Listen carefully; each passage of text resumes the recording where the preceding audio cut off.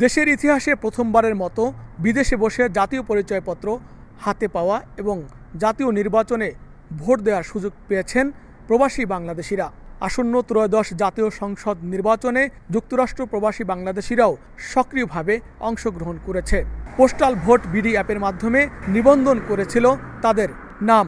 যুক্তরাষ্ট্রের 50টিরও বেশি অঙ্গরাজ্যের বিভিন্ন এলাকায় প্রবাসী বাংলাদেশিরা তাদের ভোটার নিবন্ধনে অংশ নেয়।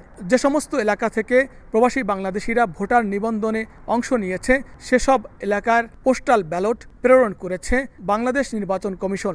সবশেষ প্রাপ্ত তথ্যে জানা গেছে এ পর্যন্ত প্রায় 31,064 জন যুক্তরাষ্ট্র প্রবাসী ভোটার নিবন্ধন কার্যক্রম সম্পন্ন করেছে।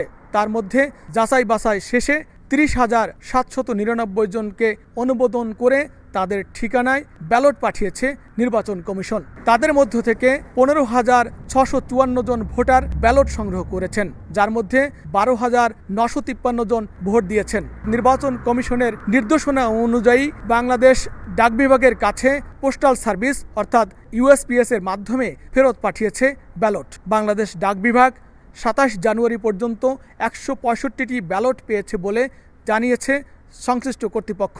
দেশের জাতীয় নির্বাচনে অংশগ্রহণ করার সুযোগ পেয়ে প্রবাসী বাংলাদেশিরা বেশ আনন্দিত।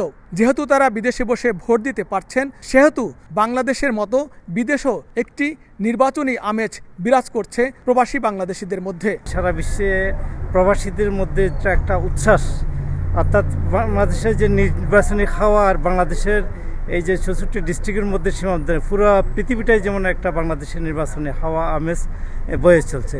এর মধ্যে তারা বিভিন্ন সভা সেমিনার করে ভোট এবং নির্বাচনী প্রচার কার্যে অংশ নিয়েছে।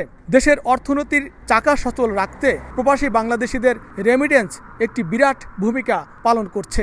ভোট দেওয়ার সুযোগ পেয়ে প্রবাসী বাংলাদেশিরা যেমন স্বতঃস্ফূর্তভাবে আনন্দিত ও উচ্ছ্বাসিত, একই সঙ্গে তাদের কামনা অবাধ সুষ্ঠু একটি নির্বাচনের মাধ্যমে যোগ্য জনপ্রতিনিধি নির্বাচিত হয়, সেটি তাদের প্রত্যাশা।